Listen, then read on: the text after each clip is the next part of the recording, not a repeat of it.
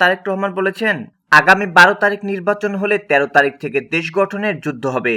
সেই যুদ্ধে সবাইকে বিএনপির পাশে থাকার আহ্বান জানিয়েছেন তিনি। একই সঙ্গে ভোটদানে সঠিক ব্যক্তি নির্বাচন নিয়ে ভোটারদেরকে সতর্ক থাকারও পরামর্শ দিয়েছেন। ঢাকা ১১ আসনের নির্বাচনী জনসভায় তারেক রহমান একথা বলেন। দেশ পুনর্গঠনের ডাক দিয়ে তারেক রহমান বলেন, এ দেশকে আমাদেরই পুনর্গঠন করতে হবে, যাতে এই দেশের সন্তানেরা ভবিষ্যতে সঠিক শিক্ষা পায়, এদেশের মানুষ যেন সঠিকভাবে বেঁচে থাকতে পারে, স্বাস্থ্যসেবা পায়, এদেশের যুবকরা যাতে কর্মসংস্থানের ব্যবস্থা করতে পারে, এদেশের মা বোনেরা যাতে স্বাবলম্বী হয়ে উঠতে পারে।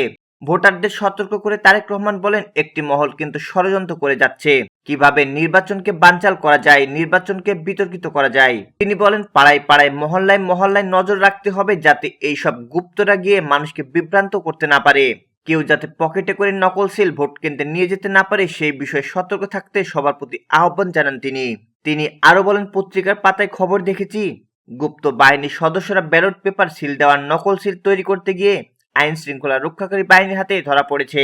ধানের শীষে ভোট চেয়ে বিএনপি চেয়ারপারসন বলেন, এই মুহূর্তে বিএনপি বাংলাদেশের একমাত্র রাজনৈতিক দল যাদের দেশ পরিচালনা করার মতো অভিজ্ঞতা রয়েছে, যাদের দেশ পরিচালনা করার মতো পরিকল্পনা রয়েছে, যাদের দেশ পরিচালনা করার কর্মসূচি রয়েছে। বিএনপির রাজনৈতিক ক্ষমতার উৎস জনগণ উল্লেখ করে তিনি বলেন, কাজে জনগণ যদি আমাদের সঙ্গে থাকে, জনগণ যদি আমাদের সমর্থন দেয়, জনগণ যদি ধানের শীষে ভোট দেয়, ইনশাল্লাহ আমাদের সামনে যে সকল প্রতিশ্রুতি আমরা রেখেছি, পর্যায়ক্রমে আমরা সকল প্রতিশ্রুতি বাস্তবায়ন করব।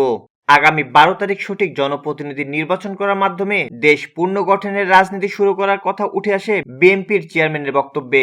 তারেক রহমান বলেন, ভোট কেন্দ্রে আপনারা যাবেন, দেশের আইন অনুযায়ী ভোট দেবেন, কিন্তু ভোট দিয়ে চলে এলে হবে না, হিসাব নিকাশ বুঝে নেবেন। দীর্ঘ বক্তব্যে তারেক রহমান নারীদের জন্য ফ্যামিলি কার্ড ও কৃষকদের জন্য কৃষক কার্ড চালুর প্রতিশ্রুতি দেন। এছাড়া কারিগরি ও তথ্য প্রযুক্তি প্রশিক্ষণের মাধ্যমে কর্মসংস্থান সৃষ্টি, ঘরে বসে প্রাথমিক চিকিৎসা ও মসজিদের ইমাম মুয়াজ্জিমের জন্য সম্মানজনক ভাতার ব্যবস্থা করার প্রতিশ্রুতি দেন তিনি। তার বক্তব্যে উঠে আসে দেশে আইন শৃঙ্খলা পরিস্থিতির বিষয়টিও। তিনি বলেন, সরকার গঠনের পর প্রথম দায়িত্ব হবে মানুষের নিরাপত্তা নিশ্চিত করা, এমন পরিবেশ তৈরি করা হবে যাতে দিনরাত যে কোনো সময় মানুষ নির্বিঘ্নে চলাফেরা করতে পারে।